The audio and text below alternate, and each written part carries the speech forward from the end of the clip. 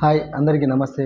ఖమ్మం వెలుగుమట్ల గ్రామంలో జరుగుతున్న ఒక దురాక్రమణ ఏదైతే ఉందో దాని మీద మనం ఈరోజు మాట్లాడుకుందాం.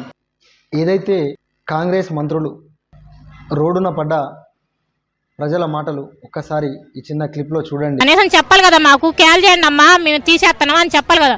ఏది లేదు, వచ్చేసారి ఎమ్మటెమ్మట్లో పడేస్తారు. కనీసం వండుకోవటానికి గిన్నెలు కదా, మా కనీసం కట్టుకోవడానికి బట్టలు కూడా మాకు. కనీసం పిల్లలకు కూడా మొహం కూడా చూడరండి మాకు. దాంట్లోనే మమ్మల్ని కూడా బూడ్చిపెట్టచ్చు కదా, మా ఇల్లు కూలగొట్టిరు. మాకు ఏది లేకుండా చేసిరు. ఇప్పుడు ఇక్కడ అప్పు చేసి పుస్తకాలు అమ్ముకొని కట్టుకున్నాం. మేము కష్టం చేసుకుంటే బతుకుతాం మేము అని చెప్పకుండా మాకు కూల్చేశారండి. మా సామాన్లన్నీ అక్కడే ఉన్నాయండి. సార్ మేము ఇక్కడ ఉండి 9 సంవత్సరాలు అయింది. నిన్న వాళ్ళు సడన్ గా వచ్చి 5ంటికే మూసారు. మాకు ఆడే మేము అయ్యో మాయం అయినాం. అసలు ఏం చేయాలో మేము సమాలు కూడా చదరలేదు సార్. వాళ్ళే వచ్చి సమాలు చదిరి వాళ్ళే అసలు సగం కూడా దోపిడీ కూడా చేశారు. మా అయితే వాళ్ళే ఈడ దింపారు, ఆడ చేశారు. అసలు ఏం అయ్యో మాయంగా అయింది మాకైతే. మాకు ఆడలేదు, దిక్కు లేదు, దిఫాన్ లేదు. మాకు మేము రోడ్డు మీద అయినా కూర్చుంటాం కానీ మీ ఇల్లు మాకు ఆడైనా జాగ చూపెట్టాం. ఏం అర్థం కావట్లేదండి. పిల్లలకి పడు మేము ఊరికి పోయి వచ్చిన ఊరికి పోయి ఇష్టాలకు మొత్తం గొల్ల చేసి సామాన్లన్నీ తీసుకొచ్చుకొని వేసుకున్నారు. అసలు ఇల్లు లేదు, వాకిల్ లేదు, ఏమి లేదు. 10 సంవత్సరాలు ముట్టి ఆడేమంటున్నాం. మరి చేసేవాళ్ళు అప్పుడే చేసినట్టయితే మేము అవన్నీ కట్టుకోకుండా ఉంటాం అయ్యా. ఏడాది దారి లేదా, ఏమి లేదా. మరి మేము ఏం చేస్తాం, మమ్మల్ని చేస్తాం. మరి డబుల్ బెడ్రూమ్లు అంటారా, డబుల్ కిరాయికి ఇండ్లు కూడా దొరకట్లేదు. కిరాయి ఏడని పోయి ఉండటానికి కూడా అనాథలు వచ్చినట్టు వచ్చాడున్నాం మేము. బువ్వ లేదు, నీళ్లు లేదు. గత 8-9 సంవత్సరాల నుంచి ఉంటున్నాము ఇక్కడ. ఎప్పుడు చూసినా ప్రజలని మమ్మల్ని వెళ్ళగొట్టాలనే చూస్తారే తప్పించి, పోలీసులు వస్తారు, అధికారులు వస్తారు, మీరు ఇక్కడ ఉండొద్దు, మీరు వెళ్ళిపోవాలి అని చూస్తారే తప్పించి, వీళ్ళకి కరెంట్ ఉందా, వీళ్ళకి నీళ్ళు ఉందా, వీళ్ళు ఇలా ఎందుకు బతుకుతున్నారు, వీళ్ళ జీవనం ఏమైనా లేదా అని ఎవ్వరు చూడటం లేదు. వచ్చి మమ్మల్ని లేపేయాలనే అక్కడ వెళ్ళగొట్టాలనే చూస్తున్నారు. మరి మేము పరిపాలిస్తున్న నాయకులు భూ కబ్జాలు చేసుకొని 100 ఎకరాలు పోగు చేసుకుంటున్నారు. అర్థమవుతుందా? పోగు చేసుకుంటున్నారు. వాళ్ళ తరతరాలు బతికేంత వరకు. మేము కేవలం 100 గజాల స్థలం కోసం, ఇంటి స్థలం కోసం ఇక్కడ పడి మేము ఉంటుంటే మమ్మల్ని ఏమంటున్నారంటే అక్రమ ఆస్తులు, అక్రమ భూములు అని చెప్పేసి అంటున్నారు మమ్మల్ని. ఇదెక్కడ న్యాయం అండి? అక్రమ భూములు తీసుకోవాల్సిన అవసరం పేదవాళ్ళకి ఏమొచ్చింది? తినేందుకు సరిగా తిండి, మంచి ఉద్యోగం ఉండి ఒక ఇల్లు ఉంటే చాలనుకునే పేదవాళ్ళం మేము. మాకు ఖమ్మం జిల్లా కలెక్టర్ గారు ఎవరి కోసం పనిచేస్తున్నారు? ఖమ్మంలో ఉన్న మంత్రులు చాలా గొప్ప హోదాలు. ఒకరేమో రెవెన్యూ, ఒకరేమో డిప్యూటీ, ఇంకొకరేమో అగ్రికల్చర్. 3 మంత్రులు ఎవరి కోసం పనిచేస్తున్నారు?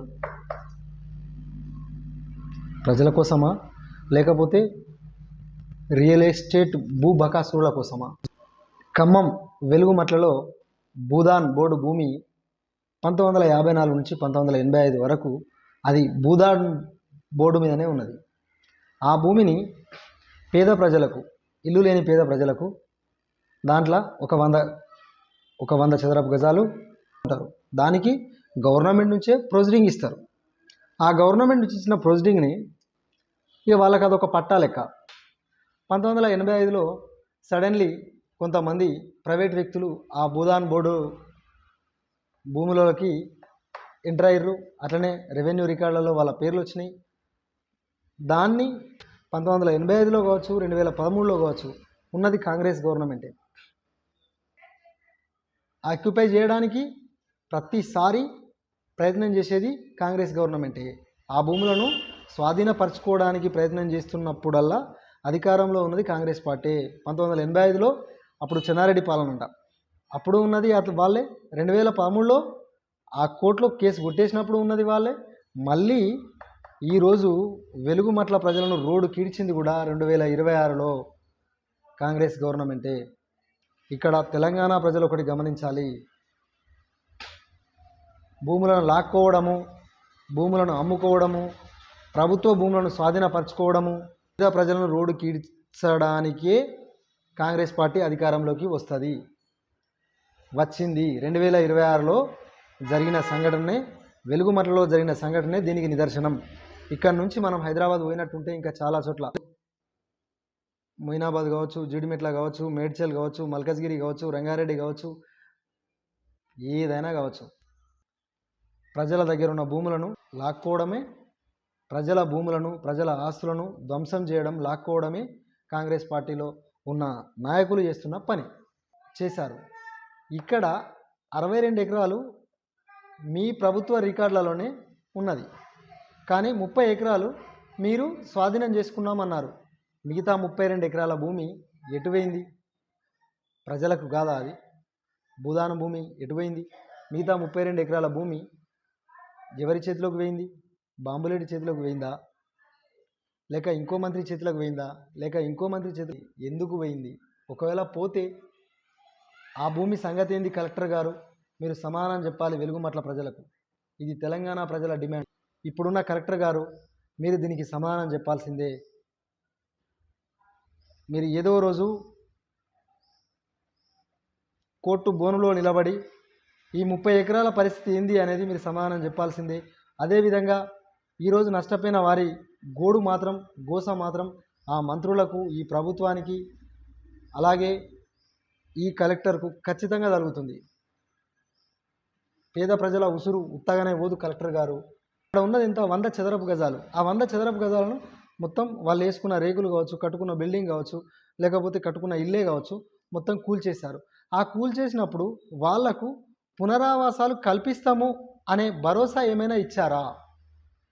రెవెన్యూ అధికారులు కావచ్చు, పోలీసులు కావచ్చు, ఇతరత్ర ఎవరైనా కానీ వెళ్ళకూడదు అని నో ఎంట్రీ ఆర్డరు హైకోర్టు ఇచ్చిన, జిల్లా కోర్టు ఇచ్చిన, అవన్నిటిని బేఖాతారు చేస్తూ కావచ్చు, ఇంతకు ముందున్న అధికారులు కావచ్చు, ప్రజాప్రతినిధులు కావచ్చు, వాళ్ళు ఇట్లా ఇబ్బంది పెడితేనే వాళ్ళు హైకోర్టు నుంచి ఒక్కసారి కాకుండా 4 సార్లు ఆర్డర్లు తీసుకొచ్చారు. వాళ్ళ ఆర్డర్ కాపీస్ అన్నీ వాళ్ళ దగ్గర ఉంటాయి. అయినప్పటికీ పేద ప్రజలకు మినిమం నోటీసులు ఇవ్వకుండా డైరెక్ట్గా పోయి 4000 మందిని తీసుకెళ్ళి అక్కడ మొత్తం డిస్మాంటిల్ చేస్తే ఆ పేద ప్రజల పరిస్థితి ఏంది? ఒక్కసారి ఆలోచించారా? ఈ డిస్మాంటిల్స్ చేయడము, పేద ప్రజలను రోడ్డు మీద వేయడము, ఇది విచిత్రం ఏంది అని అంటే ఆ జిల్లాలోనే రెవెన్యూ శాఖ మంత్రి గారు ఉన్న జిల్లాలోనే మొత్తం కూల్చడం. ఇది బాంబులేటికే సాధ్యమవుతుంది, మన ఉన్న మూసిరెడ్డికే సాధ్యమవుతుంది తప్ప ఇది ఇంకో మంత్రికి కానీ ఇంకో ప్రభుత్వానికి కానీ ఇది సాధ్యం కాదు. వద్ద ఉన్న కోర్టు ఆర్డర్స్ను తుంగలో తొక్కి మినిమం ఆ ఆర్డర్స్ను కన్సిడర్ చేయకుండా బేఖాతారు చేసి 4000 మంది ఆఫీసర్స్ను ఒక గ్రామం మీదకి ఎగదోయడం ఆ జిల్లా రెవెన్యూ శాఖ మంత్రికే చెల్లింది.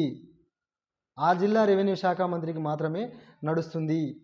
దీన్ని సోషల్ మీడియా కావచ్చు, ఎలక్ట్రానిక్ మీడియా కావచ్చు, ప్రింట్ మీడియా కావచ్చు, ఆ ప్రజల తరపున 100% నిలబడాలని, ఆ ప్రజల తరపున 100% నిలబడి ఆ ప్రజలకు న్యాయం చేసే విధంగా తెలంగాణ ప్రజలు ప్రతి ఒక్కరూ సపోర్ట్ చేయాలని, వెలుగుమట్ల ప్రజలకు ప్రతి ఒక్కరి మద్దతు చేకూర్చాలని కోరుకుంటూ, బాంబులేటికి వచ్చిన రెవెన్యూ శాఖ పేద ప్రజల గూడును చెదరగొట్టింది. వెలుగుమట్ల ప్రజల గోడు మరికొంతమందికి తెలిసేలా ఈ వీడియోను షేర్ చేయండి. అదేవిధంగా ఇలాంటి పొలిటికల్ అనాలిసిస్ కోసం మన ఛానల్ను సబ్స్క్రైబ్ చేయండి.